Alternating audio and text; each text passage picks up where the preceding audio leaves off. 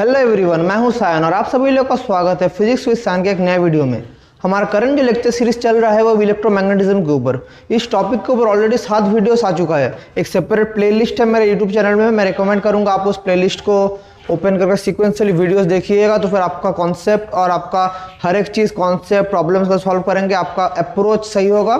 आज उसी टॉपिक में आगे बढ़ते हुए हम लोग पढ़ेंगे साइक्लोट्रॉन के बारे में। आज का वीडियो बहुत ही इंपॉर्टेंट वीडियो होने वाला है। आज का वीडियो थोड़ा लंबा भी हो सकता है।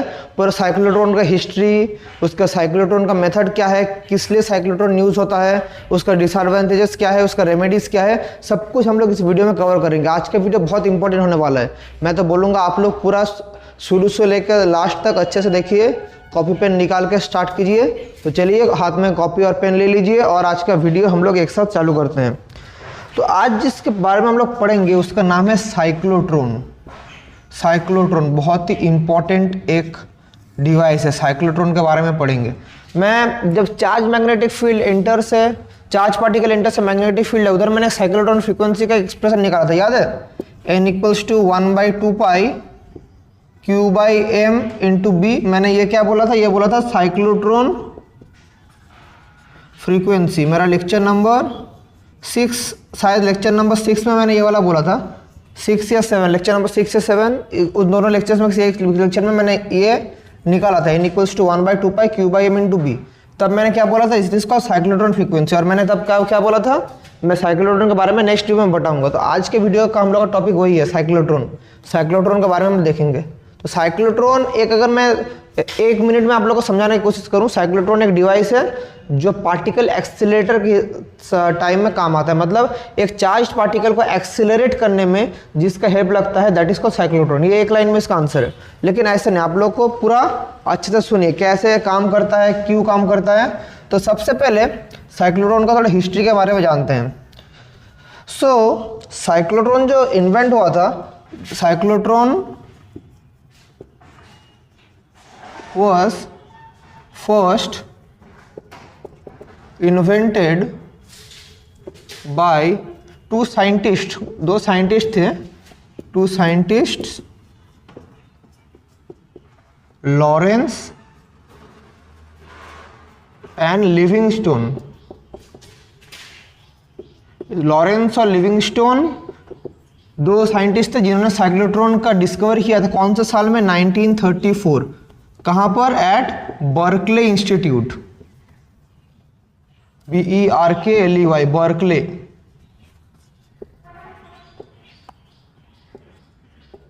इंस्टीट्यूट। ये कहाँ है? कैलिफोर्निया में।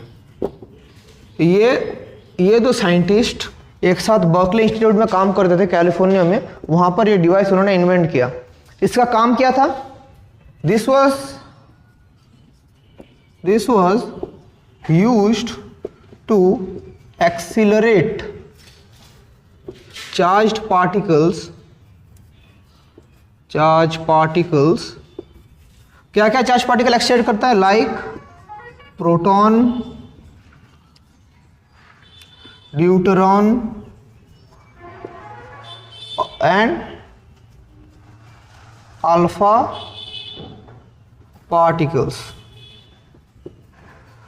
ये लाइन से देखिए, ये जो लाइन है, यहां से आप लोग को क्या मिला? This device was used to accelerate. ये वर्ड अच्छे से देखिए, accelerate charged particles like proton, deuteron, alpha particles. क्या करते हैं? एक्सीलरेट करते हैं। कैसे एक्सीलरेट करता है मैं वो भी बताऊंगा। सबसे पहले देखिए एक्सीलरेट करता है। एक्सीलरेट करने का मतलब है आप लोग को एक प्रोटॉन, ड्यूट्रॉन, अल्फा पार्टिकल अगर हाई वेलोसिटी में चाहिए, किसी हाई एक्सीलरेशन के साथ एक जगह में चाहिए, तो क्या यूज करेंगे हम लोग? साइक्लोट्रॉन। तो आप लोग का मन में क्वेश्चन आएगा, हम लोग को हाई वेलोसिटी क्यों चाहिए? न्यूक्लियर रिएक्शन स्टडी करने के लिए हम लोग का high velocity proton, high velocity alpha particles इसका यूज होता है। हम लोग का इसके यूजेस क्या क्या है? साइक्लोट्रॉन का यूजेस, सबसे पहला यूज है used to study nuclear disintegration. Nuclear disintegration study करने के लिए सबसे पहले हम लोग क्या दरकार होता है? साइक्लोट्रॉन का। क्योंकि high speed proton, high speed alpha particles वो लोग एमिट करेगा, वही करेगा हम लोग का न्यूक्लियर रिएक्शन में हेल्प। उसके बाद रेडियो एक्टिव डीके करने में भी क्या हेल्प करता है? Cyclotron helps in performing radio active decay. अब आप लोग का मन में क्वेश्चन आएगा, तब से मैं थ्योरी लिखा रहा हूँ।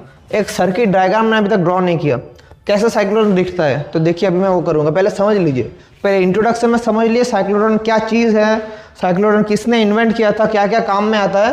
तो किसने इन्वेंट किया था, लॉरेंस और लिविंगस्टोन, कहाँ, बर्कले इंस्टीट्यूट में, और यूजेस क्या क्या है मैंने बता दिया। अब व्हाट इज साइक्लोट्रॉन, साइक्लोट्रॉन दिखता कैसे है।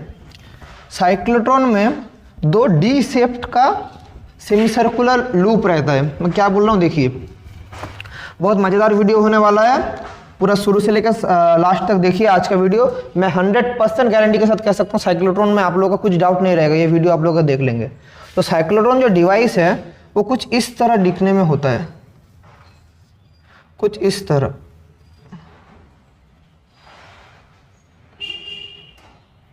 देखिए ड्राइंग कर रहा हूं,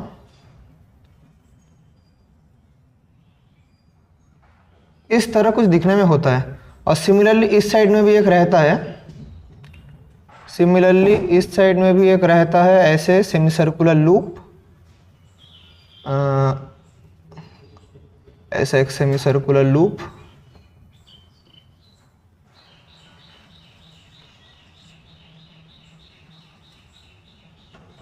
देखिए this is how a cyclotron is seen. ये सब क्या है, कॉपर, ये मेड अप ऑफ कॉपर, ये भी मेड अप ऑफ कॉपर। इसका अंदर क्या है, ये अंदर इवैक्यूएटेड, अंदर पूरा इवैक्यूएटेड है, कुछ नहीं है, इवैक्यूएटेड चीज़ है। और इसका बीच में क्या है, इस गैप को बोलते हैं, ये जो गैप है इसका नाम है सेंट्रल गैप। सब नाम देख लीजिए, उसके बाद मैं फंक्शन के बारे में बोलूँगा। ये है सेंट्रल गैप। और आप लोगों को क्या है, ये अंदर इवैक्यूएटेड, बाहर कॉपर से भी है। और ये किस शेप की तरह दिखता है, ये शेप है डी की तरह, इंग्लिश लेटर डी की तरह, तो इसको बोलते हैं डीज। इन लोगों का नाम है डी, इसको बोलते हैं डी, इसका नाम भी क्या है, डी, क्योंकि इंग्लिश लेटर डी की तरह दिखता है इसलिए इन लोगों का नाम है डी। और इसका नाम हम लोग कन्वीनियंटली बोलेंगे D1, इसका नाम है D2। ये पहले साइक्लोट्रॉन का डायग्राम देख लीजिए, उसका कैसा काम करता है मैं बताऊंगा। तो साइक्लोट्रॉन किससे होता है, कॉपर का कवर रहता है बाहर, अंदर क्या पूरा इवैक्यूएटेड, पूरा कुछ नहीं रहता, खाली रहता है। बीच का दोनों डी का बीच में गैप को क्या बोलते हैं, सेंट्रल गैप, और इन चीज़ को बोलते हैं डी। अब देखिए साइक्लोट्रॉन काम कैसे करता है। और एक चीज़, साइक्लोट्रॉन के अंदर हम लोग का किस चीज़ का यूज़ है, प्रिंसिपल बोलो तो साइक्लोट्रॉन के अंदर electric field, both electric field E and magnetic field B is required in cyclotron. ये लाइन अच्छे से देखिए, इलेक्ट्रिक फील्ड और मैग्नेटिक फील्ड E और B दोनों ही साइक्लोट्रॉन में फंक्शन होता है। E और B कैसे होता है अभी हम लोग देखेंगे। इलेक्ट्रिक फील्ड का क्या है बोलिए तो, इलेक्ट्रिक फील्ड तो एक चार्ज जब रेस्ट में रहता है तब उसके ऊपर काम करता है। लेकिन और एक चीज़ भी होता है electric field provide velocity to the particle. मतलब हम लोग इलेक्ट्रिक फील्ड का फॉर्मूला आप लोग को याद है, इलेक्ट्रिक फील्ड को हम लिख सकते हैं F/Q, मतलब force divided by charge. Force का मतलब क्या है, फोर्स है मास इनटू एक्सेलरेशन, ma/q या m/q इंटू a, ये भी हम लोग कह सकते हैं। और एक चीज हम लोग जानते हैं फोर्स का मतलब क्या है, फोर्स का मतलब है चार्ज इंटू पोटेंशियल। ये v क्या है, पोटेंशियल। तो यहां से हम लोग कह सकते हैं ma/q इक्वल्स टू qv या a equals to q² v/m। यहां से एक रिलेशन हम लोग का आता है। तो ये कहाँ से आया, acceleration due to electric field. तो इलेक्ट्रिक फील्ड एक पार्टिकल के अंदर क्या प्रोवाइड करता है, एक पार्टिकल के अंदर वेलोसिटी प्रोवाइड करता है, कितना हाई वेलोसिटी के साथ जाएगा, क्या प्रोवाइड करता है, इलेक्ट्रिक फील्ड। और मैग्नेटिक फील्ड का प्रोवाइड करता है एक पार्टिकल कैसे पाथ में ट्रेजेक्टरी में मूव करेगा, वो क्या करता है, मैग्नेटिक फील्ड। ये लाइन अच्छे से सुनिए, उसके अंदर डायग्राम में मैं बताऊंगा। Electric field provides the velocity to the charge particle and magnetic field provides the trajectory of the particles. कौन सा पाथ में मूव करेगा वो क्या हेल्प करेगा, मैग्नेटिक फील्ड। तो देखिए मैं क्या बोल रहा हूँ, अच्छा से ड्रॉ कर रहा हूँ मैं, अब आप लोग समझ पाएंगे। मन में कुछ भी डाउट रहेगा तो सॉल्व हो जाएगा। ये है D1, ये है D2, this is D1, this is D2, ये है सेंट्रल गैप, इसका एक पॉइंट है S। अब देखिए क्या होता है, और ये क्या है, कॉपर का कवर है, 2 semi circular copper loops, 2 semi circular copper loops. तो सेमी सर्कुलर कॉपर लूप्स का क्या होता है, तो इलेक्ट्रिक फील्ड कहाँ रहेगा बोलो तो, इलेक्ट्रिक फील्ड ये बाहर का सरफेस में रहेगा, इसके अंदर इलेक्ट्रिक फील्ड नहीं रहेगा, क्योंकि इलेक्ट्रिक फील्ड कभी भी कंडक्टर के अंदर नहीं रहता है, हमेशा सरफेस ऑफ द कंडक्टर। आप लोग सीखे थे, मैंने इलेक्ट्रिक्स पढ़ाया था, यहाँ पर चार्ज ऐसे करके रहता है एक्यूमुलेशन एक स्फेरिकल कंडक्टर में, ऐसा पॉजिटिव चार्ज, तो यहाँ पर इलेक्ट्रिक फील्ड रहता है, यहाँ पर अंदर में ई क्या होता है 0, और बाहर ई होता है 1/4πε0 Q/r²।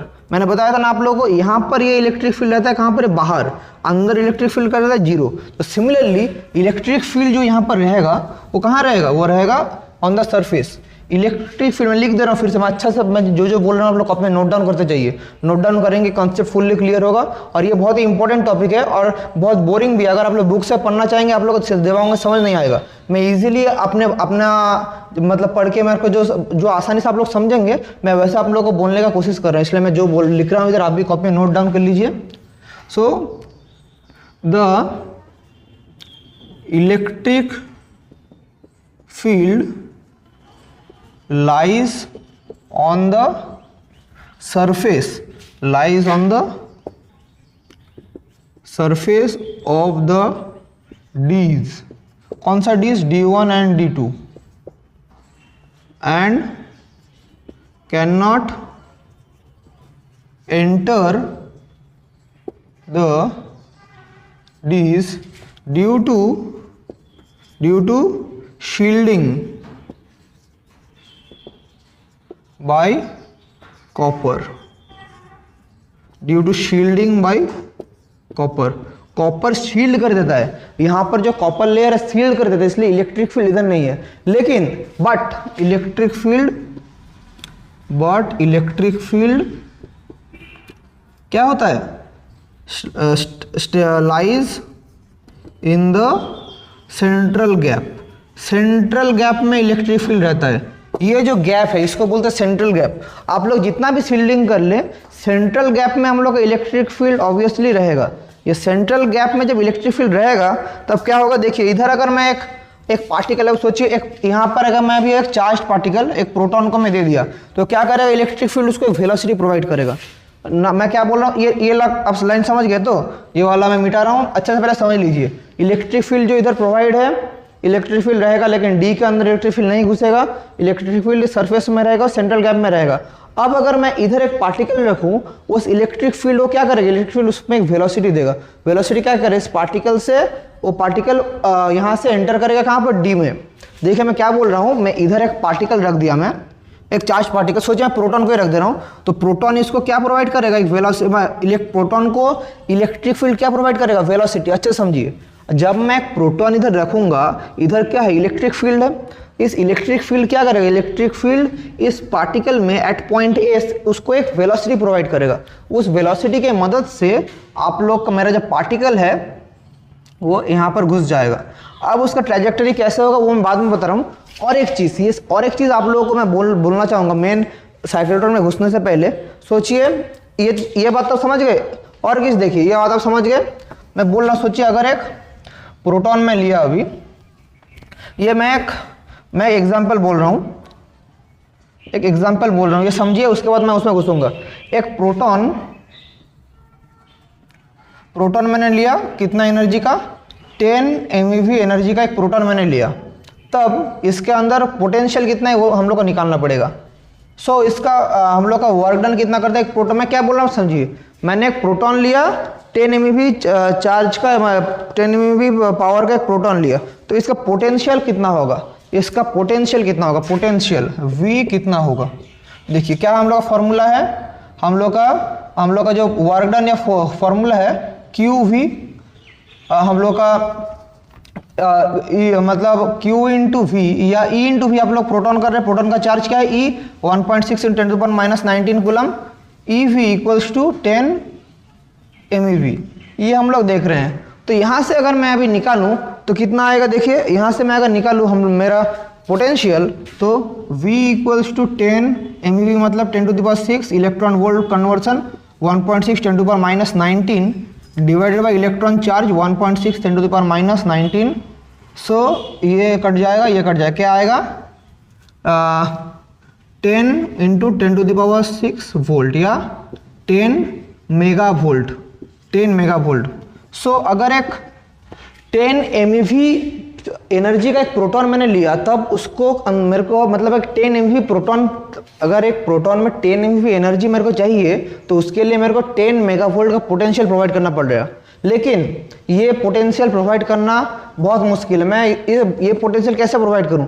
लेकिन 10 MeV न्यूक्लियर रिएक्शन में 10 MeV प्रोटॉन एनर्जी मेरे को चाहिए, लेकिन इसको मैं अगर डायरेक्टली 10 मेगावोल्ट पोटेंशियल में प्रोवाइड करना चाहूँ प्रोटॉन में, वो वेरी डिफिकल्टी प्रोसेस और बहुत कॉस्ट कंजम्पशन हो जाता है। इसलिए साइक्लोट्रॉन का यूज़ आया, क्योंकि ऐसा 10 मेगावोल्ट हम लोग पोटेंशियल दे ही नहीं पाएंगे एक प्रोटॉन के अंदर, बहुत हाई मतलब मेरा क्या हो जाएगा, एनर्जी लगेगा। लेकिन मैं अगर मैं क्या करूं, अगर मैं एक 100 किलो इलेक्ट्रॉन वोल्ट का मैं एक प्रोटॉन लूँ, अगर 100 किलो एक स्मॉल काइनेटिक एनर्जी लो, देखिए 10 MeV में नहीं कर पा रहा हूँ, 10 मेगावोल्ट प्रोवाइड नहीं कर पा रहा, लेकिन मैं अगर एक 100 किलो इलेक्ट्रॉन वोल्ट का एक प्रोटॉन लूँ और उसको मैं 10 बार या 100 बार, उसको 100 बार मैं रोटेट करवाऊँ, तो क्या होता है 100 किलो इलेक्ट्रॉन मतलब 10⁻³ × 100 क्या होता है, देखिए 1 2 3 4, तो 10 × 10⁻6, सो 10 मेगावोल्ट आ गया। तो मैं क्या बोलने की कोशिश कर रहा हूँ, मैं एक डायरेक्ट 10 MeV प्रोटॉन नहीं लेके एक 100 किलो इलेक्ट्रॉन वोल्ट का प्रोटॉन लेके मैं उसको अगर 100 बार रोटेट करवाऊँ तो भी उसका एनर्जी क्या आ जाता है 10⁻6 मतलब 10 मेगावोल्ट में आ जाता है। तो इसी चीज़ का यूज़ करता है साइक्लोट्रॉन, एक कम एनर्जी का प्रोटॉन लेके उसको घुमाते घुमाते रोटेट करवाते करवाते जब हम लोग का साइक्लोट्रॉन से निकलेगा उसके अंदर हाई एनर्जी होगा। This is the principle of cyclotron, समझ पा रहे हैं। मतलब मैं डायरेक्ट 10 MeV प्रोटॉन में नहीं ले पा रहा हूँ, लेकिन 10 MeV 20 MeV ऐसा प्रोटॉन या ऐसा अल्फा पार्टिकल्स या ऐसा ड्यूट्रॉन मेरे को चाहिए, नहीं तो न्यूक्लियर रिएक्शन हम लोग स्टडी नहीं कर पाएंगे। हाई एनर्जी प्रोटॉन हम लोग को लगता है, तो उसके लिए मैं क्या करूँगा, पहले किलो ऑर्डर मेरा लेना कोई प्रॉब्लम नहीं है, इजीली अवेलेबल, और थोड़ा हम लोग अपना एनर्जी प्रोवाइड करके उसको कन्वर्ट कर सकते हैं। लेकिन वो मतलब किलो इलेक्ट्रॉन वोल्ट का, एक किलो वोल्ट का जो प्रोटॉन है जो साइक्लोट्रॉन में एंट्री करेगा, वो ऐसे रोटेट कर करके जब निकलेगा तब मेगा वोल्ट ऑर्डर में चल जाएगा। तो यही है साइक्लोट्रॉन का बेसिक नीड, इसके लिए साइक्लोट्रॉन आया था मार्केट में। तो देखिए मैं क्या बोल रहा हूँ, सबसे पहले इधर क्या है, इलेक्ट्रिक फील्ड, समझ पा रहे हैं ना। फीलिंग आप लोग को लेना चाहिए, मैं डायरेक्ट अभी वर्किंग फार्मूला लिख के मैं कंप्लीट कर सकता, लेकिन फीलिंग समझे कि ऐसे आ रहा है। अगर फीलिंग आप लोग नहीं समझे तो फिर आप लोग को समझने में बहुत मुश्किल होगा, इसलिए मैं बोल रहा हूँ physics is all about concept, feeling, feel लीजिए। तो ये सोर्स से घुस रहा है, तो जब यहाँ से यहाँ घुसा तो क्या होगा, वेलोसिटी कमेगा या बढ़ेगा। यहाँ पर है मेरा इलेक्ट्रिक फील्ड नहीं है, तो पोटेंशियल हम लोग का कम जाता है। व्हेन चार्ज पार्टिकल का मैं प्रोटॉन ही पकड़ रहा हूँ। व्हेन चार्ज पार्टिकल से proton enters due to it faces magnetic field. अब देखिए एक चीज़ क्या, मैग्नेटिक फील्ड स्क्रीन नहीं होता, इलेक्ट्रिक फील्ड स्क्रीन होता है कॉपर, लेकिन अंदर इसका मैग्नेटिक फील्ड है। मैग्नेटिक फील्ड कैसे है, मैग्नेटिक फील्ड मैं सोच रहा हूँ परपेंडिकुलर टू पेज, ऐसे आप लोग का मैग्नेटिक फील्ड है, डॉटेड लाइन मतलब परपेंडिकुलर टू पेज, ये सब क्या है, मैग्नेटिक फील्ड। मैं लिख रहा हूँ मैग्नेटिक फील्ड। फिर magnetic field which is perpendicular to surface, कहाँ पर, अपवर्ड्स। सो यहाँ पर मैग्नेटिक फील्ड कहाँ है, मैं इसको मिटा रहा हूँ, ये डॉट से जो रिप्रेजेंट कर रहा है इसे मैग्नेटिक फील्ड है। अपवर्ड्स मैं लिख दे रहा हूँ रिप्रेजेंटेड बाय डॉट्स। सो क्या है, मैग्नेटिक फील्ड बोर्ड से ऊपर, इस जो डॉट है मतलब बोर्ड से ऊपर इस तरफ मैग्नेटिक फील्ड है, बाहर की तरफ मैग्नेटिक फील्ड है। मैं ऐसे आप लोग साइन देते हैं ना, ऐसे आप लोग साइन देते हैं, ये है मैग्नेटिक फील्ड, ये है magnetic field upwards the boards. ऐसे अगर है हम लोग का मैग्नेटिक फील्ड, तो देखिए जब charge particle enters a magnetic field, अगर परपेंडिकुलरली एंट्री करे तो क्या होता है, सर्कुलर मोशन एग्जीक्यूट करता है, याद है ना मैंने बोला था। तो यहां पर एक सर्कुलर मोशन वो एग्जीक्यूट करेगा। और एक चीज आप देखिए, D2 से D1 आ गया, D2 से D1 आ गया। अब क्या होगा, D2 से जब D1 आएगा तो क्या होगा, उसका potential decreases but velocity increases, velocity increases and so increases its radius. अब ये लाइन का मतलब क्या है समझिए, जब मेरा यहां से प्रोटॉन यहां गया तब उसका वेलोसिटी यहां पर जो था, यहाँ पर एक मैग्नेटिक फील्ड उसको प्रोवाइड कर रहा है। सो मैग्नेटिक फील्ड रहेगा तो उसका वेलोसिटी क्या होगा, इंक्रीज करेगा। मतलब मैग्नेटिक फील्ड क्या कर रहा है, ट्रैजेक्टरी दे रहा है, लेकिन जब बाहर निकलेगा ये क्या है, इलेक्ट्रिक फील्ड। अच्छे से समझिए, ये चार्ज पार्टिकल है, इसमें इलेक्ट्रिक फील्ड है, इसमें वेलोसिटी प्रोवाइड हुआ है, कहाँ गया, D2 में। अब D2 से ऐसा मूव कर रहा है, D2 मैग्नेटिक फील्ड, वो लोग एक कर्व ट्रैजेक्टरी में जा रहा है, लेकिन जब बाहर निकलेगा इधर क्या इलेक्ट्रिक फील्ड, इधर क्या इलेक्ट्रिक फील्ड E, तो E क्या करेगा, E इसमें क्या करेगा, और भी वेलोसिटी प्रोवाइड करेगा। तो जब यहाँ जाएगा उसको वेलोसिटी इंक्रीज कर जाएगा। और वेलोसिटी और रेडियस के बीच का रिलेशन क्या है, R is equals to mv/qb, mvr/qb, sorry R है mv/qb, ये रिलेशन हम लोग जानते हैं, that is R is directly proportional to v। मैंने लास्ट लेक्चर में बताया था रेडियस और वेलोसिटी का बीच में जो रिलेशन है, R डायरेक्टली प्रोपोर्शनल, तो वेलोसिटी बढ़ेगा तो जो रेडियस है तो सर्कुलर पाथ इंक्रीज करेगा। इसलिए हर एक टाइम में जितना बार भी डी में करेगा उसका वेलोसिटी इंक्रीज होगा, तो हर एक पाथ में उसका क्या होगा, सर्कल का रेडियस इंक्रीज होता रहेगा। देख पा रहे हैं ना, उसका रेडियस इंक्रीज हो रहा है, उसका रेडियस इंक्रीज हो रहा है, और अल्टीमेटली एक पॉइंट में वो पार्टिकल ऐसे डी से निकल जाएगा। ये जो पार्टिकल यहाँ से निकल जाएगा, पार्टिकल क्या होता है, गेट्स आउट, या पार्टिकल मतलब क्या है, यहाँ से पार्टिकल गेट्स आउट मतलब पार्टिकल इजेक्टेड। मैं क्या बोला अच्छे से समझिए, ये चीज समझ गए तो पूरा साइक्लोट्रॉन आप समझ जाएंगे। साइक्लोट्रॉन में यहाँ से मेरा पार्टिकल में प्रोटॉन, सॉरी यहाँ से प्रोटॉन पहले इधर एंट्री हुआ, इलेक्ट्रिक फील्ड था बोल के वेलोसिटी प्रोवाइड हुआ, और मैग्नेटिक फील्ड था बोल के कर्व ट्रैजेक्टरी वो लोग एमिट कर रहे हैं। लेकिन इलेक्ट्रिक फील्ड के लिए हमेशा वेलोसिटी इंक्रीज कर रहा है, वेलोसिटी इंक्रीज कर रहा है बोल के उसका रेडियस भी इंक्रीज कर रहा है। हर एक लूप में उसका रेडियस इंक्रीज कर रहा है, क्योंकि R is directly proportional to v। Velocity increase कर रहा है बोल के रेडियस इंक्रीज कर रहा है, इसलिए हर एक पाथ में उसका वेलोसिटी इंक्रीज करते करते करते करते, और ये जो रोटेट कर रहा है मतलब क्या है, रोटेट करने में उसका और भी एनर्जी उसका प्रोवाइड हो रहा है, क्योंकि वेलोसिटी इंक्रीज करना मतलब क्या है, उसका एनर्जी इंक्रीज कर रहा है। जितना वेलोसिटी इंक्रीज करेगा उसका काइनेटिक एनर्जी इंक्रीज करेगा, 12 mv²। तो ऐसे करते करते करते करते अल्टीमेटली जब जो रिक्वायर्ड जो एनर्जी है, मेरे को मैं क्या बोला था 10 मेगावोल्ट या 10 मेगा इलेक्ट्रॉन वोल्ट एनर्जी मेरे को चाहिए, तो 10 मेगा इलेक्ट्रॉन वोल्ट एनर्जी जब आ जाएगा, मैं एग्जांपल बोल रहा हूँ, 100 मेगा इलेक्ट्रॉन वोल्ट भी आप लोग ला सकते हैं साइक्लोट्रॉन से, जब आ जाएगा वो तब ये साइक्लोट्रॉन से निकल जाएगा। तो क्या हुआ, एक कम एनर्जी का प्रोटॉन मैं जब इधर प्रोवाइड कर रहा था, वो घूमते घूमते घूमते घूमते एक हाई एनर्जी प्रोटॉन से बाहर आया। इसी चीज का नाम है साइक्लोट्रॉन। और इसका जो टाइम पीरियड है, इंडिविजुअली यहाँ से यहाँ का टाइम पीरियड, यहाँ का टाइम पीरियड, सब टाइम पीरियड है T/2, और टाइम पीरियड कभी भी चेंज नहीं होगा। मतलब यहाँ पर जब एक हाफ सर्कल का होगा इसका T/2 और एक सर्कल का T/2, क्योंकि टाइम पीरियड का फॉर्मूला क्या है, टाइम पीरियड 2πm/qb, ये time period. So time is independent, T is independent of R and V।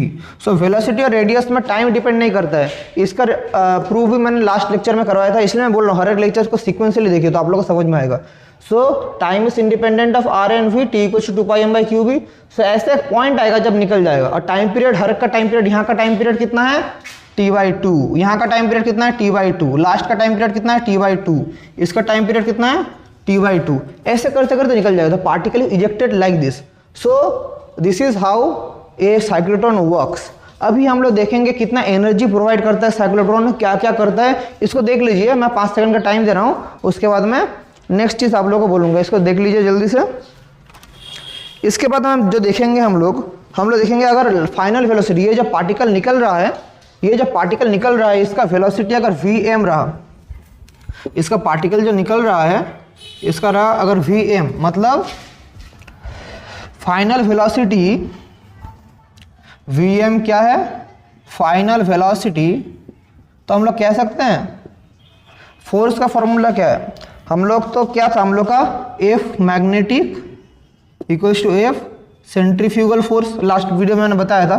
तो M Q V cross B, magnetic field Q V cross B, तो V क्या है पर Vm, अब परपेंडिकुलर हो रहा है तो V क्रॉस B क्या है साइन 90 डिग्री 1, सो Vm भी Q Vm into B equals to F centrifugal क्या है M V square M by R।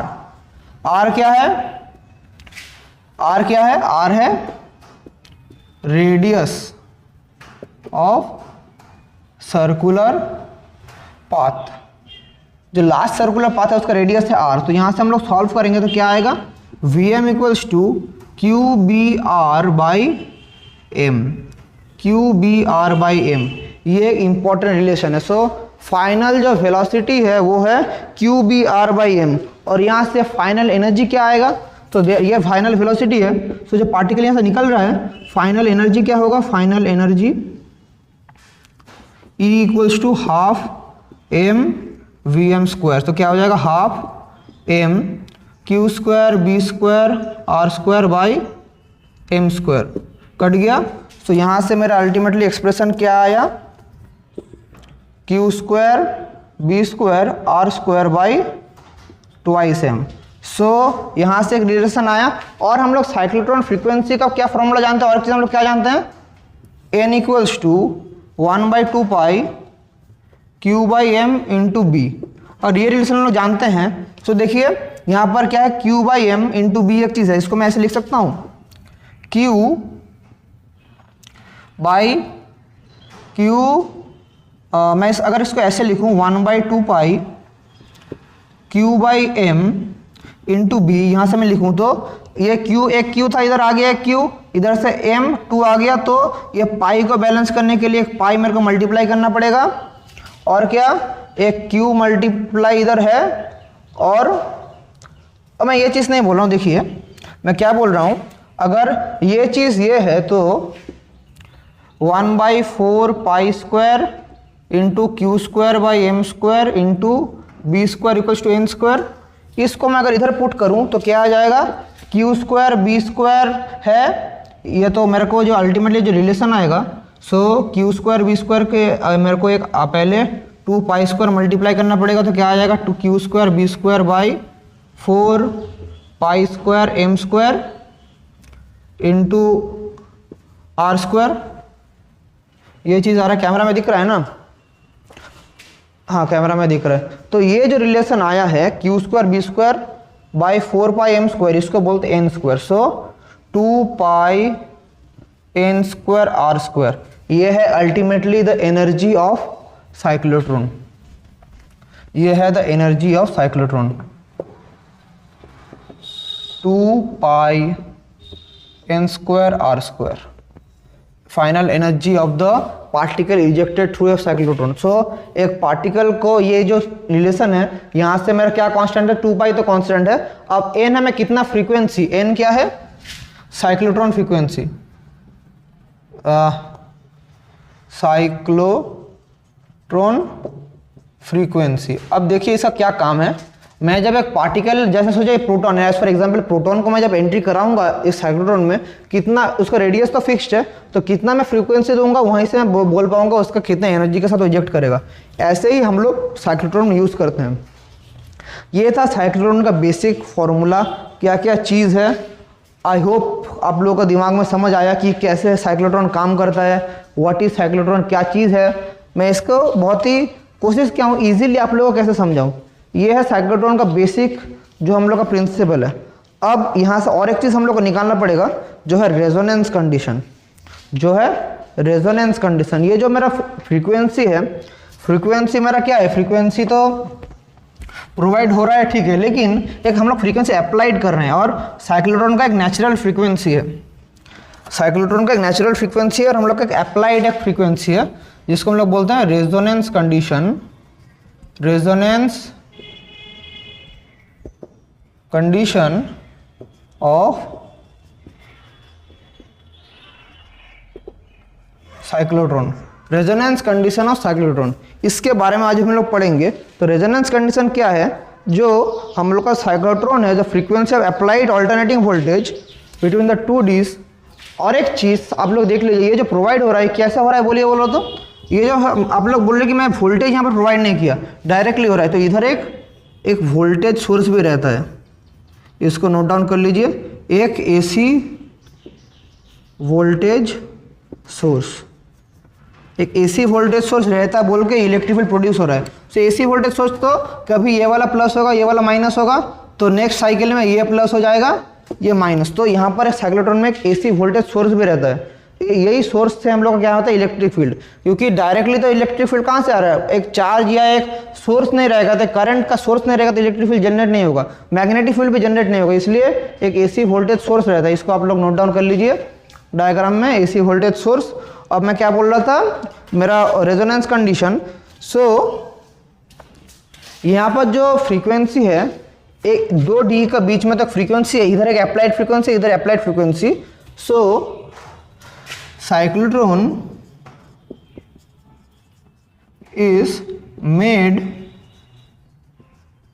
such that the frequency applied frequency कीजिए, the applied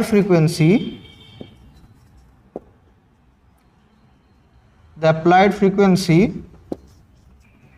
between the two D's is equal to its natural frequency. This condition is called resonance condition. This condition is called resonance condition. तो क्या मैंने बोला, resonance condition N है applied frequency equal to natural frequency N zero equal to 1/2 pi Q by M into B. This is the resonance condition. इसको note down कर लीजिए, इसको note down कर लीजिए। This is the resonance. Camera में आ रहा है? तो हाँ, कैमरा में आ रहा है। साइक्लोट्रॉन इज मेज, हाँ ठीक है, कैमरा में सब कुछ आ रहा है। तो this is the resonance condition. अभी हम लोग को देखना पड़ेगा कुछ डिसएडवांटेजेस क्या है साइक्लोट्रॉन का, कुछ डिसएडवांटेजेस। ये तो था साइक्लोट्रॉन का बेसिक कॉन्सेप्ट, क्या साइक्लोट्रॉन का वर्किंग प्रिंसिपल है, क्या क्या साइक्लोट्रॉन यूज़ करता है। लेकिन साइक्लोट्रॉन का कुछ डिसएडवांटेजेस भी है। हम लोग जो रियल लाइफ प्रैक्टिकल, अभी तो पहले साइक्लोट्रॉन यूज़ होता था, आजकल जो यूज़ हो रहा है सिंक्रोट्रॉन यूज़ हो रहा है, और सिंक्रोट्रॉन ज़्यादा यूज़ हो रहा है आजकल। तो साइक्लोट्रॉन में कुछ डिफेक्ट है। क्या क्या डिफेक्ट है वो मैं बताऊँगा, देखिए अच्छा से। डिफ़िकल्टीज़ या ड्रॉबैक्स ऑफ साइक्लोट्रॉन। क्या क्या ड्रॉबैक्स है, क्या क्या ड्रॉबैक्स।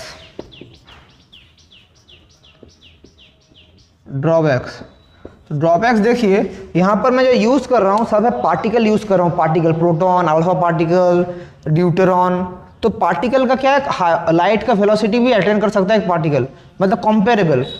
मैं लिख रहा हूँ drawback, the particles can obtain very high velocity comparable to the speed of light। और इतना हाई वेलोसिटी अगर स्पीड ऑफ लाइट के करीब चल गया तो क्या होता है, आइंस्टाइन का रिलेटिविटी थ्योरम से हम जानते हैं, अकॉर्डिंग टू रिलेटिविटी। मैं इसको मिटा रहा हूँ। अगर बहुत हाई वेलोसिटी अगर चल गया कोई पार्टिकल तो क्या हो जाएगा, उसका मास भी इंक्रीज करेगा। आइंस्टाइन ने अपने थ्योरी ऑफ रिलेटिविटी में क्या बोला था, with increase in velocity increase in mass. तो according to the theory of relativity, mass increases with speed। तो हम लोग का आइंस्टाइन के जो थ्योरी रिलेटिविटी है उसमें एक थ्योरी था कि जिसका स्पीड जितना ज़्यादा होगा, अगर वेलोसिटी ऑफ लाइट के करीब आ गया तो जिसका स्पीड जितना ज़्यादा होगा उसका मास भी वैसे इंक्रीज करेगा। सो अगर हर एक साइक्लोट्रॉन में अगर मास इंक्रीज करता रहा, हर एक रोटेशन में अगर मास इंक्रीज करता रहा तो साइक्लोट्रॉन फंक्शन प्रॉपर्ली नहीं कर पाएगा, क्योंकि आप लोग अगर एक प्रोटॉन पार्टिकल आप लोग दिए, वो हर एक में वेलोसिटी इंक्रीज करते जा रहे तो उसका मास भी इंक्रीज कर रहे, तो cyclotron will not work properly. और एक चीज़, अगर मैं इलेक्ट्रॉन यूज़ करूँ तो इलेक्ट्रॉन तो और भी ज़्यादा मतलब मेरा एक्टिव है। इलेक्ट्रॉन में अगर यूज़ करूं तो इलेक्ट्रॉन मेरा काम भी नहीं करेगा, क्योंकि इलेक्ट्रॉन मेरा जो काम करता है, जो डिसएडवांटेजेस है, so according to theory relativity electron क्या करता है, उसका इंक्रीज रिलेटिविटी मास बहुत ज़्यादा है। इलेक्ट्रॉन कैन नॉट, और एक चीज़, इलेक्ट्रॉन भी यहाँ पर यूज़ नहीं कर सकता, can not be used in cyclotron as it has relativistic mass। Electron का रिलेटिविस्टिक मास है, यानी इलेक्ट्रॉन का सबसे ज़्यादा मास इंक्रीज करता है वेलोसिटी के साथ। तो इलेक्ट्रॉन अगर मैं यूज़ करूँ साइक्लोट्रॉन में, उसका मास कंटिन्यूसली मतलब इंक्रीज करता है, तो cyclotron will not work properly. ये भी क्वेश्चन आता है, why is electron not used in cyclotron, ये भी क्वेश्चन आता है। तो ये था फर्स्ट ड्रॉबैक। सेकेंड ड्रॉबैक क्या है, अगर मेरे को बहुत हाई वेलोसिटी का साइक्लोट्रॉन चाहिए, बहुत हाई, तो क्या होगा, हम लोग का डायमीटर या रेडियस इंक्रीज करना पड़ेगा। For very high velocity of particles, cyclotron with larger diameter is required। लेकिन बहुत बड़ा साइक्लोट्रॉन बनाने के लिए उसका कॉस्ट भी बहुत ज़्यादा है, उसका conveniently this is very costly and inconvenient. So ऐसे दो तीन और भी डिसएडवांटेजेस है। ऐसे डिसएडवांटेजेस के लिए साइक्लोट्रॉन का कॉन्सेप्ट अल्टीमेटली हम लोग कह सकते हैं रॉन्ग। साइक्लोट्रॉन हम लोग अभी यूज़ नहीं करते, तो इसका रेमेडी क्या नहीं है? हाँ, ऑफकोर्स इसका रेमेडी है, उसके बारे में भी हम आज के वीडियो में देखेंगे। आप लोग को लगेगा आज के वीडियो में इतना कुछ क्यों बोल रहा हूँ, लेकिन सब कुछ जान लीजिए, क्योंकि एक चीज़ अगर आप जानेंगे तो सब कुछ ऑल्टरनेटिवली आप समझ पाएंगे, पूरा कॉन्सेप्ट क्लियर होगा। कॉन्सेप्ट क्लियर नहीं हुआ तो बहुत मुश्किल होगा। इसके रिलेटेड प्रॉब्लम भी आज कराऊंगा। आज का वीडियो 1 घंटा 1.5 घंटा जितना होना दो, मैं पूरा कंप्लीट कराऊंगा आप लोगों को।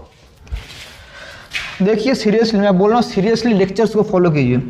मैं 110% 200% कॉन्फिडेंस के साथ कह सकता हूँ, अगर वीडियो सीरियसली आप लोग पढ़ लिए, एग्जाम में एक भी क्वेश्चन आप लोग से नहीं अटकेगा। सो अब है रेमेडीज। सबसे पहले रेमेडी क्या क्या है, जब साइक्लोट्रॉन यूज करेंगे उसका रेमेडी क्या है। सो अगर रिलेटिव में अगर इंक्रीज इन फ्रीक्वेंसी मतलब with increase in velocity, if frequency increases, तो हम लोग कह सकते हैं then if a instrument is there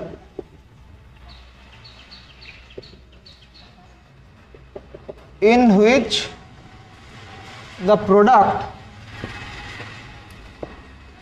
मैं पहले लिख देता हूँ फिर समझाऊंगा। In the product mn0 is frequency, मैं लिख रहा हूँ n0, फ्रीक्वेंसी n0, तो mn0 is constant, then resonance condition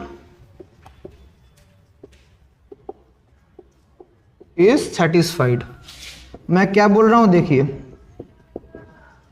अगर आप लोग, मैं थोड़ी देर क्या बोल रहा हूं, रिलेटिविटी या स्पीड इंक्रीज के साथ क्या होता है, स्पीड इंक्रीज के साथ मेरा मास इंक्रीज करता है, तो मैं बोल रहा हूँ तो फ्रीक्वेंसी भी इंक्रीज करेगा। लेकिन अगर एक ऐसा इंस्ट्रूमेंट रहा जब फ्रीक्वेंसी इंक्रीज करेगा तो उसका मास अगर डिक्रीज करे, या जब फ्रीक्वेंसी डिक्रीज करेगा तब उसका मास इंक्रीज करे, तो जो प्रोडक्ट है m इंटू एन जीरो वो कॉन्स्टेंट रहेगा। रेजोनेंस कंडीशन क्या था, रेजोनेंस कंडीशन था Na equals to N zero equals to 1/2 Q by M into B. यहाँ से जो प्रोडक्ट है एन जीरो इंटू एम ये प्रोडक्ट अगर कांस्टेंट रहा, मतलब अगर n इंक्रीज करेगा तो m डिक्रीज, अगर n डिक्रीज करेगा तो m इंक्रीज, अगर ऐसा हुआ तो क्या होगा, मेरा जो रेजोनेंस कंडीशन है वो सेटिस्फाइड रहेगा, हमेशा रेजोनेंस कंडीशन मेंटेन रहेगा। तो रेजोनेंस कंडीशन मेंटेन रहने से क्या होगा, मेरा जो साइक्लोट्रॉन का प्रिंसिपल है ये काम करेगा। तो ये जो प्रिंसिपल में जो मशीन काम करता है इसको बोलते हैं synchro cyclotron.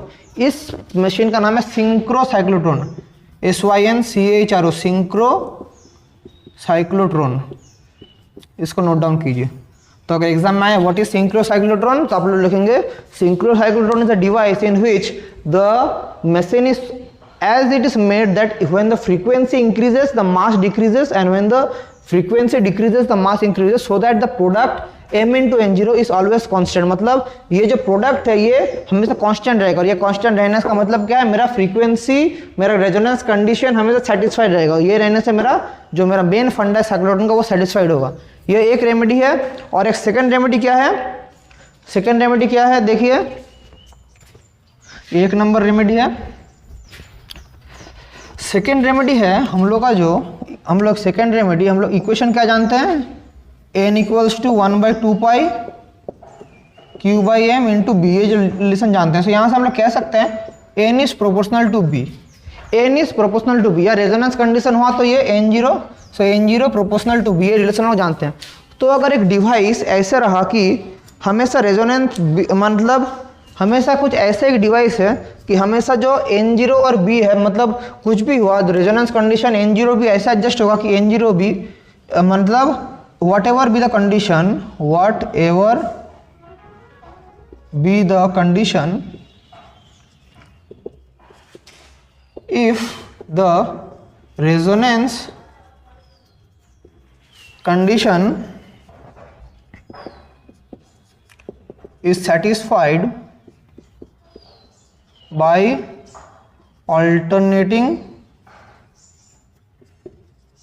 n0 and b, ऐसा अगर है, मतलब कुछ भी कंडीशन हो लेकिन रेजोनेंस कंडीशन ऐसे सेटिस्फाइड होगा कि n0 और b का बीच में हमेशा रिलेशन एक रहेगा, तो क्या हो जाएगा, सो मतलब हम लोग का जो वेलोसिटी, और एक चीज़, अगर वेलोसिटी और रेडियस में हम लोग का सर्कुलर पाथ अनचेंज्ड है, ये एक कंडीशन होगा। मतलब ये और एक डिवाइस है जहाँ पर मैं अगर रेजोनेंस कंडीशन सेटिस्फाई कैसे करवाऊंगा, n0 और b को एडजस्ट करके कुछ ऐसा मशीन रहेगा जहाँ पर रेजोनेंस कंडीशन हमेशा सेटिस्फाइड रहेगा, और and the radius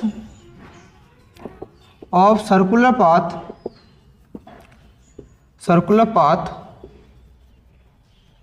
remains unchanged। अगर ऐसा एक डिवाइस रहा जहाँ पर ये दो कंडीशन 1 और कंडीशन 2 अगर सेम रहता है, तब भी हम लोग का क्या है, डिफिकल्टी नहीं आएगा। तो जो मशीन जो इस काम में करते हैं इसको बोलते हैं सिंक्रोट्रॉन। सिंक्रोट्रॉन जो मशीन ऐसे प्रिंसिपल में काम करते हैं उसको बोलते हैं सिंक्रोट्रॉन। सिंक्रोट्रॉन आप लोगों का सिलेबस में ज़्यादा कुछ दिया नहीं है, ये आप लोग हायर क्लास में, अगर आप लोग को फिजिक्स के ऊपर इंटरेस्ट है तो आप लोग बाद में अगर फिजिक्स में आगे जाएंगे तो सिंक्रोट्रॉन के बारे में आप लोग पढ़ेंगे। तो आप लोग अगर कमेंट कीजिएगा तो मैं इसके ऊपर भी एक डिटेल्स में वीडियो लाऊंगा। तो पहले आप लोग ये समझिए, पहले आपका तो सिलेबस कवर कीजिए, फिर एक्स्ट्रा नॉलेज लीजिएगा। सिर्फ देख लीजिए कि मतलब सिंक्रोट्रॉन एक ऐसा डिवाइस है जिसमें ऐसा सेटिस्फाई रहता है कि n0 और b हमेशा मेरा जो एडजस्ट होता है कि मेरा जो रेजोनेंस कंडीशन सेटिस्फाई होगा, और रेडियस जो होता है सर्कुलर पाथ को वो अनचेंज रहेगा। तो ऐसा एक डिवाइस में तो मेरा डिफिकल्टी नहीं रहेगा। तो इस डिवाइस का नाम है सिंक्रोट्रॉन। तो ये था साइक्लोट्रॉन का, सिंक्रोट्रॉन, सिंक्रो साइक्लोट्रॉन, ये 2-4 चीज़ों के बारे में डिस्कस हो गया। तो आज का मेन थ्योरी टॉपिक यही था। चलो एक दो प्रॉब्लम्स कर लेते हैं। आप लोग बोलेंगे सर इतना बड़ा लेक्चर हो गया, आप प्रॉब्लम्स करेंगे, समझ नहीं आ रहा। लेकिन आप लोग को अच्छा अगर प्रॉब्लम्स, मैं अगर एनर्जी के साथ आप लोग को पढ़ा पा रहा हूँ, तो आप लोग तो घर में बैठ के या कहीं भी बैठ के मेरे लेक्चर्स देख रहे हैं, तो आप लोगों को भी तो ऑब्वियसली थोड़ा एनर्जी रहना चाहिए। मेरा अंदर इतना एनर्जी है तो आप लोग को ऑब्वियसली रहना चाहिए। तो चलिए एक दो प्रॉब्लम्स करते, ज़्यादा नहीं, 1-2 प्रॉब्लम्स करते हैं, फिर आज का वीडियो यहीं पर एंड करेंगे। तो चलिए 1-2 प्रॉब्लम्स करते हैं आज में। सो पहला जो प्रॉब्लम है मैं नोट डाउन करके रखा हूँ। तो पहला प्रॉब्लम देखिए कौन सा करवा सकते हैं हम लोग, मैं आप लोग को लिख के करवा रहा हूँ। क्वेश्चन नंबर वन क्या दिया है? A proton and an alpha particle, a proton and a alpha particle after being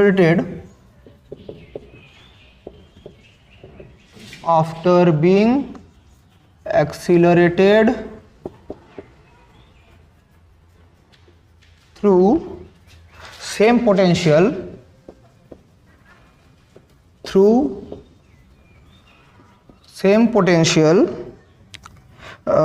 enters a uniform magnetic field,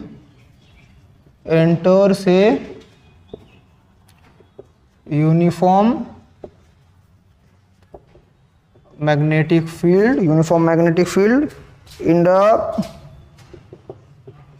the direction perpendicular to the velocity, in the direction perpendicular to their velocities. In the direction perpendicular to the velocities. Find the ratio of the radius of the circular path. Find the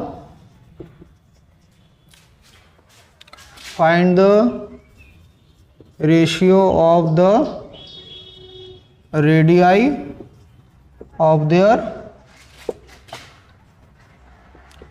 circular paths. ये है question, note down कर लीजिए। क्या दिया है ये देखिए, जब पार्टिकल मेरा साइक्लोट्रॉन में एंट्री हो रहा है, वैसे एक प्रॉब्लम है, अच्छे से देखिए। जब मेरा जो प्रॉब्लम है, सो मैं क्या बोल रहा हूँ, देखिए एक प्रोटॉन है और एक अल्फा पार्टिकल है, क्या accelerated through a same potential, मतलब एक्सेलरेट हो रहा है सेम पोटेंशियल, उसके बाद uniform magnetic field in the direction perpendicular velocity, मतलब ये साइक्लोट्रॉन का बात हो रहा है। ऐसे आप लोग एग्जाम में प्रॉब्लम्स को कैच कीजिएगा। सो मैं आप लोग को बोलूँगा वीडियो पॉज करके आंसर खुद करने की कोशिश कीजिए, जो मैं तो करवा रहा हूँ, तो आप लोग कीजिए थोड़ा। मैं 1 2 3 4 5 आप लोग पॉज करके कीजिए और मैं इसका आंसर कर रहा हूँ।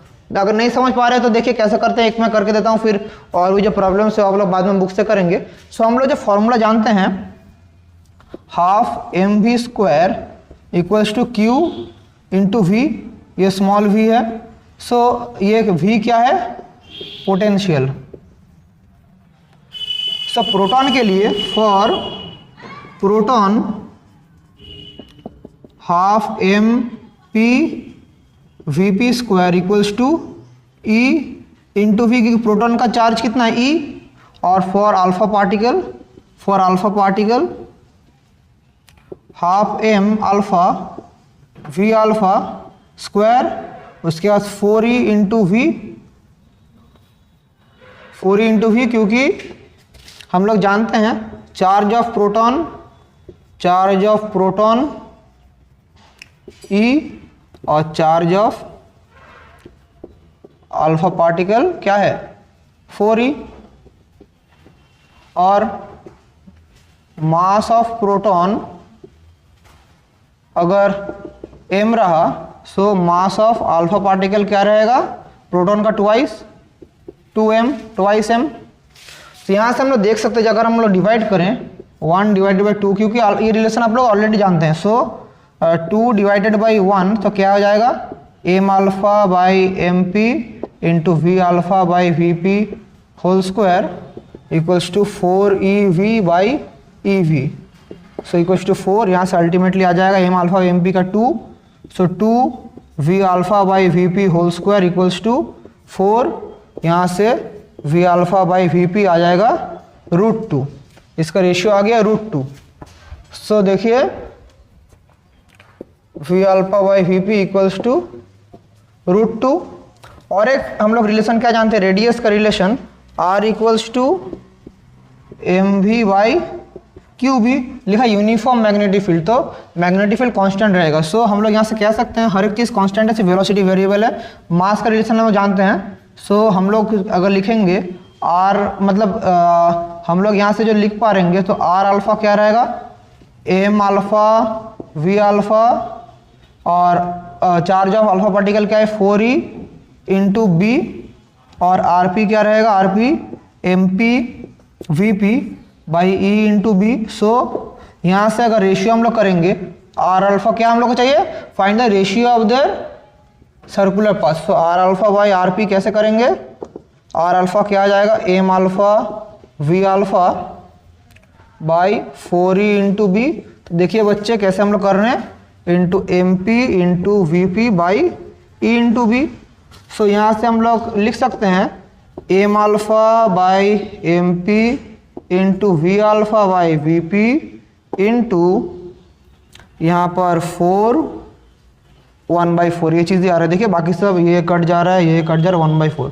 M alpha by M P क्या हो जाएगा, एम अल्फा क्या है 2m by M, V alpha by V P का रिलेशन क्या है √2 इंटू 1/4। सो एम कट गया 2, सो √2/2 या 1/√2। सो हम लोग का अल्टीमेटली आंसर क्या आ गया, R alpha is to R P 1:√2। This is the required answer. ऐसे आप लोग प्रॉब्लम्स कीजिएगा। ये फर्स्ट प्रॉब्लम हो गया, इसको देख लीजिए, अगर समझ नहीं पाए तो कमेंट्स कीजिएगा। सो नेक्स्ट जो प्रॉब्लम है, नेक्स्ट और एक तो प्रॉब्लम है, देखते हैं क्या प्रॉब्लम है नेक्स्ट। ये था फर्स्ट प्रॉब्लम। सेकंड क्वेश्चन अभी करा रहा हूँ, ये इजी क्वेश्चन था। अब सेकंड क्वेश्चन जो है, देखिए कुछ भी हार्ड नहीं है, साइक्लोट्रॉन के अंदर एंट्री किया, फॉर्मूला में बिठाएंगे, प्रॉब्लम हो जाएगा।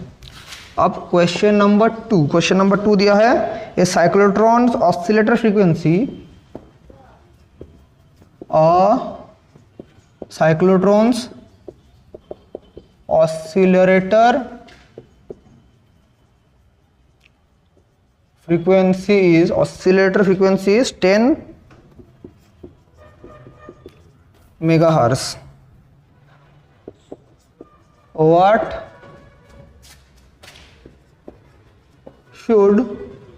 should be the operating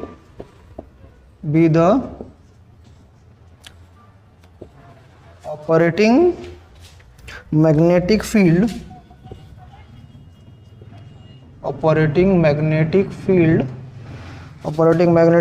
for accelerating protons,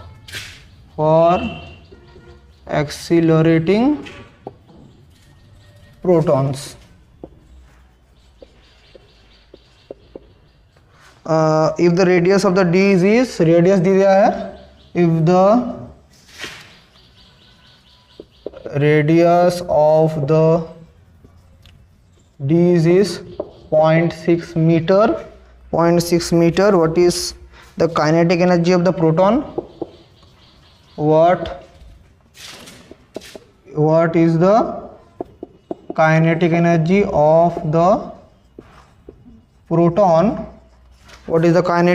of the proton, being produced at the accelerator, ये क्वेश्चन दिया हुआ है। दो चीज निकालने के बाद बोल रहे हैं cyclotron frequency, what should be the operating magnetic field for accelerating proton, और रेडियस दे दिया है 0.6 metre, what is the kinetic energy of the proton produce, और इससे हम लोग को निकालना पड़ेगा। सो हम लोग जानते हैं फ्रीक्वेंसी क्या है, फ्रीक्वेंसी का फॉर्मूला n है 1/2 पाई Q/m इंटू बी। यहाँ से 10 मेगाहर्ट्ज फ्रीक्वेंसी दे दिया है, तो यहाँ से मेरे को क्या मिलेगा, मैग्नेटिक फील्ड निकालने के लिए 2 pi n by Q, 2 pi n into M by Q, यही रिलेशन निकलेगा। सो 2 पाई का वैल्यू क्या है 2 इंटू 3.14, फ्रीक्वेंसी का वैल्यू क्या है 10 मेगाहर्ट्ज, सो 10 इंटू 10⁶ इंटू हम लोग का मास क्या है, साइक्लोट्रॉन किसका है, प्रोटॉन्स का मास कितना है 1.67 10⁻27 kg, ये मास है। प्रोटॉन का चार्ज कितना है 1.6 10⁻19, ये जो आएगा टेस्ला में आएगा। ये आप लोग सॉल्यूशन करके देखिएगा, मैं ऑलरेडी सॉल्यूशन करके रखा हूँ। ये जो सॉल्यूशन है, ये कैलकुलेशन के बाद जो आएगा वो आएगा 0.66 Tesla, 0.66 Tesla. So first answer is this, magnetic field कितना आ गया 0.66 टेस्ला। सो ये आंसर हो गया। सो what is operating magnetic field, ये आंसर हो गया। अब दिया है रेडियस दे दिया है 0.6 metre, so what is the kinetic energy of the proton produce. अब हम लोग को ये निकालना पड़ेगा, ये और भी इजी है, फ्रीक्वेंसी से हम लोग ये निकाल दिया, तो अब भी काइनेटिक एनर्जी तो और भी इजी है। हम लोग क्या जानते हैं, रेडियस दे दिया है 0.6 मीटर, आर क्या जानता है, आर है M V by Q V, ये जानते हैं। सो यहाँ से हम लोग क्या निकलेगा, वी निकलेगा, यहाँ से वी क्या निकलेगा, Q B R by M.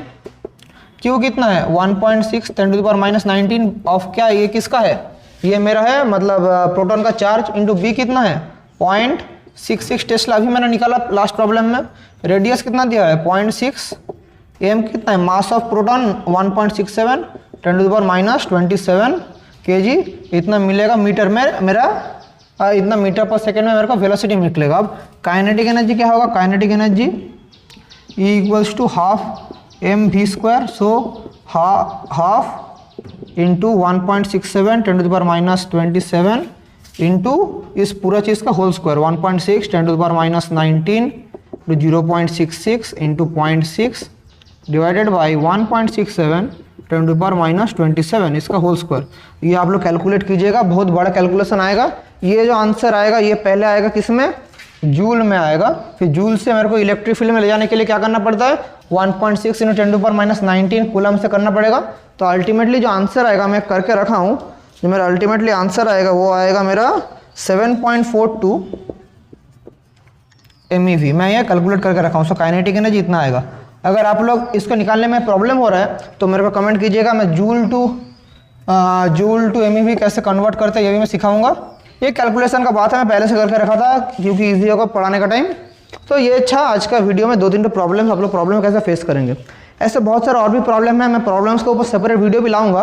तो how to approach a problem ये मैंने आपको देखा है 2 प्रॉब्लम्स में। सो आज के वीडियो में फिर से बहुत इंपॉर्टेंट वीडियो साइक्लोट्रॉन के बारे में पूरा मैंने कवर किया इस वीडियो के अंदर। अगर आप लोगों को ये वीडियो अच्छा लगा और आप लोगों को इस पढ़ाई में आप लोगों को हेल्प हो, थोड़ा सा भी 1% भी आप लोग अगर इस वीडियो से आप लोगों को साइक्लोट्रॉन समझने में ईजी हो, तो मैं बोलूँगा कि मेरा वीडियो बनाना सक्सेसफुल हुआ। So that's all for today. पढ़ाई करते रहिए, थैंक यू वेरी मच। तो नेक्स्ट वीडियो हम लोग और भी मैग्नेटिज्म के ऊपर और भी कुछ वीडियो आएगा। तब तक के लिए ऑल द बेस्ट और गुड बाय।